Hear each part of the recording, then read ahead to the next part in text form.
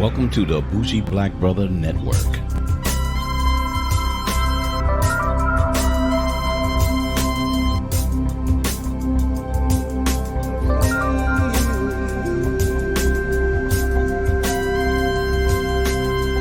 Good afternoon and welcome to Fade Black Cinema. I'm Michael, your Bougie Black Brother, and I'm here with my co-host, Alesha. Hello. And we just saw a movie that we saw that just looked very interesting. One of those psychological thrillers that had a throwback from like the old movies in like the 60s or whatever like 50, that. 40, 50, 60, somewhere, 70s. The like Invisible that. Man. And a different twist to it. And a modern twist with just a modern twist of it, which was like very, very interesting. With our favorite actress. And that's what kind of got us into it as well, is Elizabeth Moss, our favorite young lady that started on, what was it? Mad Men, The West Wing. The West Wing and The Handmaid's Tale. Yeah, Handmaid's Tale. She did a, what was it? Was it a British movie she was in that kind of stand out? She did a lot of. Yeah, Top of the Lake. Yeah. We saw that, Top of the Lake. That was a really good series she was on too. Really, really out of the very emotional, suspenseful movie. But yeah, so she's been doing a lot of really decent, good things. And when we saw this, it was weird because The Invisible Man, and a lot of times you think about it like the old one with the guy with bandages all around him. And he takes the bandages off and he's walking around with a suit on, you know what I mean? And you be like, oh, it's an invisible man. But it didn't look like this, it was going to be this way. So, and it was about almost like, it was a revenge movie, but an obsession type movie as well. The old one you're talking about? No, this one. Oh yeah. Well, I mean, it was a different twist. It was. I mean, because the old Invisible Man was all about the Invisible Man. They followed the Invisible Man. The story was the Invisible Man. This one was about how would you say, a woman who had been abused, and he was a controller. And so it was basically on the twist on her version of her, her life with him. So let me give you an example. It's the first one was 1938. And it was H.G. Wells' novel. So, which is really cool because this was a novel and that's how they played it. But the H.G. Wells version is a scientist finds a way of becoming invisible. But in doing so, he becomes murderously insane.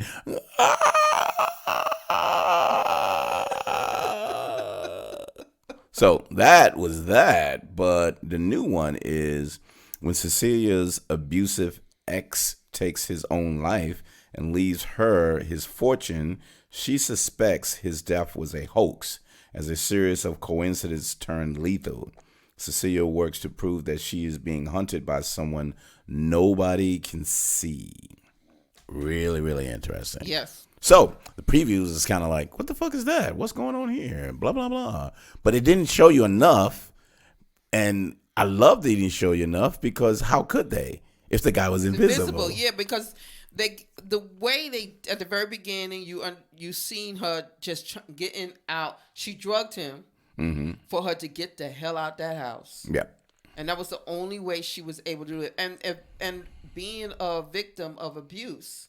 You have to sneak out. You have to find a way to escape your abuser. So the way they opened it up was just crazy. And she had to get away. Right. And when she got away, she hid from him. And her sister helped her to get away. Right. But she stayed away from her sister so he wouldn't be able to track her. But for some reason, it came about that the news came that he killed himself. Yes. And then when they said, well, you get the fortune. Okay. Yeah, because he left it in the will. But Yeah. the thing is, that was his way of um following her, Pulling her tracking out. her. Yeah, Yeah. yeah, He pulling can her out pull her he out so he he can know see what. where she Yeah, was. exactly. But again, if you didn't know too much about it, if you didn't know this was about a guy who's actually the Invisible Man, you would say, "What the hell is going on?" Mm-hmm. But they did a good job with this, and Alicia picked up on the cinematography and the scope and the camera work that was I saw, and I thought it was amazing. So the camera work and what they did, and I'm not sure if it was the editing as well, but the fact that she knew something was going on, they gave you the impression that he could be anywhere. So the camera panned off They to did the a lot of left and wide right, angle. Yeah, and then wide angle. yeah, So she would stand maybe at the left side of the view, but it panned open. But sometimes nothing would happen. mm-hmm. Other times, out of the blue, something would happen, and so it got you almost observing everything, like what's going to happen. Yeah, because you expect for something to happen in each scene that she was in, Because where the she way was the alone. camera opened up, you know what I mean? Mm-hmm. And she kind of saw certain signs and everything from that. But it was the acting of Elizabeth Moss was amazing. The way she had to put herself through so much to kind of prove that this guy's crazy and he's alive. And everyone thought because being in an abusive relationship, you're stuck with that in your mind. Right. So he lives in your mind. And that's what they thought was happening to her. No, he's dead. I'm telling you, he's dead. And she was like, no, y'all just don't know. He's faking it. And it was like, come on now, let it go. But there was too many things that was showing up. And there was all types of little things that was going on there that you was like, oh my God. Yeah. And it was the shock value wasn't even, how would you say? It wasn't gross, but it was shocking. Yeah, it was. I love when you shock a person as opposed to grossing them out or just anything out of that. So it was shocking, it was immediate, and it was quick. And the quickness of it shocks you more. Right. And I just thought it was just amazing the way they did that. And Elizabeth Moss had to live through that. She had to act through certain scenes. You saw her paranoia, but you saw her like, I'm going to find this shit out. I'm going to find out what's going on. You know what I mean? Right. So, in your impression, I know we're kind of talking through it a little bit, but overall, as a quality of a movie, what did you think about it? It was very good. Would you believe the budget was only $7 million? So you can tell that though, because No, let me okay. Go ahead. No, go ahead. No, go ahead. So I could say, oh yeah, I can see that was 7 million, and this is why there was only how many did we count? Probably 7 main characters. Yeah, it was a handful. Yeah, maybe less than that. Yeah. I'm going on the high side, and everybody else was supportive. They didn't go far. It was a house, it was their apartment, and maybe other small areas. like the interview she had, the restaurant at the jail, the restaurant, the psychiatric ward that she was kept. Yes. So it was very limited shots that they did. So they didn't need to do continuous. Well, let's get her walking down the street. Let's drive in a car from out here. They had the Uber taking her to the pan shots from that. But it was very limited in what they did. I thought the quality of the movie was very good. Mm-hmm. For it to be $7 million, it was a very, very good quality. But that's good. One, good directing, because they kept everything as tight as possible. They had some quality camera people they were part of the story as well. The camera work was part of the story, because the camera work actually was the Invisible Man. Right. And that's what they actually did. The only special effects was when something happened and the Invisible Man was attacking them. Well, they did. It was because visually how I would see it, right? there was scenes that make you think he was there, and if you are a Yep. person that was into special effects, it's so many things they could do to make it easy for you to just look Know like, that he's there. right, But right, they didn't do that. right, Because they wanted you not to know when that he he's was there Now, you or when he knew- was there. Now there was a part where she found out who he was, because when I was sitting there watching the movie, I thought this shit was never going to end. Yeah. Because I was like, God damn! But it's like, because it was so intense, and you got so deep into the movie that at some point I was like, when I said, When is this shit gonna stop? Yeah, and just when you thought it was gonna stop, it started coming to the ending. Yeah. Because you're like, when they gonna catch this motherfucker? You like, this motherfucker crazy. Mm-hmm. And the thing will end up being just little things, just little hints of it. So I could see, like I said, the quality was good for them to not. He didn't have to be visually shown. They give you the illusion that he was there. Exactly. So I can see why that's why I said for $7 million is excellent quality for a $7 million, because the old ones back you said back in 1938, right? For you to believe that he was invisible, they put the wrapping around him for you to know that he's invisible. You see what I'm saying? Right. Whereas with this, he's like he committed suicide. He left his fortune to her. And then you got the impression that, okay, he's dead and gone. So where are you thinking that he's at? You know what I'm saying? Right. But there were just certain things in the movie that just hinted to you that, what he was up to. Yeah, and I just like the way it made us, because Alicia and I was sitting there, and it made us look for him all the time. Because when we didn't look for him, and there's a scene in the restaurant was just throws you totally off. And what's make it amazing is you keep thinking, oh, well, he's not going to be here, but he's there. And then you think he's going to be there. Where is he? But he's not there. Or he's there, but he's not going to do anything. Mm-hmm. And it's kind of like, it kept you like, where the fuck is this dude at? You know what I mean? But he just comes out of nowhere. Or other times, he doesn't come out. She would yell out, and he was just, you think he's standing there, but you don't know if he is or not. Yeah. There was just so many things that you kind of like, and the camera and the way they wrote it to make you anticipate what was going on, and how she played off. And this is why I'm saying she did such a great job. She played off nothing.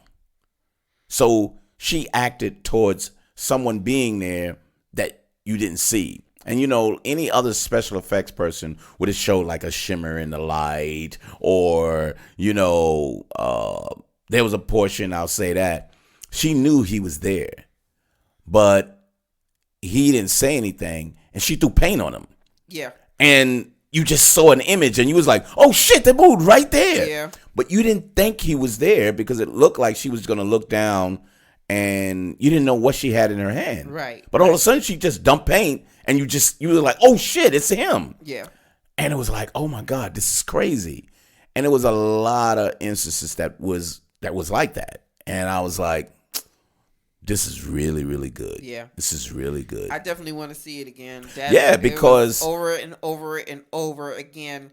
But it's so interesting how she was a victim of abuse. And I thought that was such a nice twist to it. It was such a good twist to it. And because he was an abusive man, but it drove him crazy to not have her. Yeah, but it also showed, the real world of victims of abuse, because it showed that how wealthy he was. Mm-hmm. And he was a predator. Yes. And he was psychotic. He was controlling. And those are the things are signs of abuse.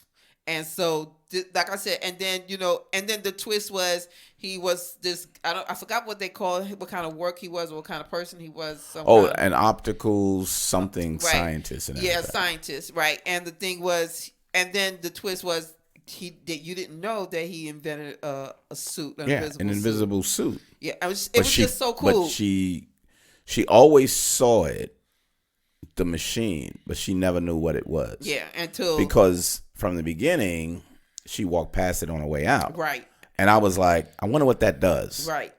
Because they didn't show it. They did not show it for a reason. Yeah, and they didn't And I was kind of explain like, it. what Yeah. the fuck was that? But as the story went along, it kind of told itself. And then I when she love those figured kind of it stories. out, Yep. then you was like, oh. I love those stories. Yeah. And I mean, and there was things that she did, hiding the bag, and I was like, oh my God, it was just. I'm definitely going to be watching this movie over and over again. And it's worthy of watching because, and I think this is one of those movies that you have to wait on each scene. You have to wait on it because you don't know what's coming and you don't know if it'll go one way or another. You didn't know. And when you didn't know, it turns out, wow, okay, I guess that's what that is then. Okay. And you move on, but then something else comes on and then something else. And you're like, man, this is just crazy. But a very, very entertaining movie. I really, really liked it. So what do you rate it? Oh, I give it a 9. And I got it an 8.5. I was going to go a little higher. But I really enjoyed this one. I think this was a really, really worthwhile movie, recommended movie, smart movie. If you're a person in Suspense and thriller. Yeah, you'll love this movie. It's not horror. Yeah, it's not It's horror. suspense and a thriller and drama. It's one of those. But it's so intense that it gets you uncomfortable. And that's the good thing about this one. That's why it made it, for me, so entertaining and well done all the way around. The critics, they didn't love it, but they liked it. You know what I mean? They rated it at a 7.5 on some Metacritic's, about 56. I read a couple of other reviews that said if it wasn't for Elizabeth Moss, it would be terrible. She did really well. She was a great support to the story and everything else. But I love the concept of the story, though. Mm-hmm. Not sure if anybody else would have done better. There's a lot of great actresses out there. But Elizabeth Moss was perfect for it, though. Yeah, she was. She's such a great actress. She is such. I'm like just seeing her grow up from The West Wing. It's just like you would never think that she would move up the way she did in her career. Because and she was in Us, remember? She was in Us. She was the friend of the other one. And for some reason, I was like, she love black folks, don't she? She hang around them. Yeah, she hang around a lot of black folks. She was also in The Kitchen. And we didn't see that one. The Kitchen? Yeah. It's about the 3 women. Oh, okay, no. Yeah, but anyway, but other than that, this was a great movie and definitely is one of us on our, on our high list. High list to continue to see it over and over and over and over again. Yeah, and worthy of suggesting. Some I don't have to say, well, it's a good movie, but if you like this, you'll like this. It's like, no, this is a good movie. You need to see that. And don't think it's something else, because unless you want to see a whole lot of action or want to see a horror movie, it's not a horror movie. It's a thriller, suspense, drama. It's all of those above, and you're going to get all of that, and they're going to do it really, really well. Mm-hmm. You can't tell me there's going to be people who say, wow, I know all about this. You wouldn't know what's going on with this unless people told you about the movie, and then you went and said, oh, yeah, I knew this was going to happen. Yeah, because you knew the freaking movie, so I'll go from that.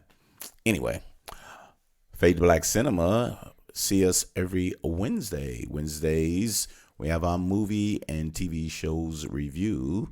And we can be caught on Bougie Black Brother Network on YouTube, just in case you're sitting around and you're checking out a couple of videos on there and just want to hear about a movie review. It's us. You can see us on there on the Bougie Black Brother Network on YouTube, or if not, bougieblackbrother.com. And check out the podcast on there.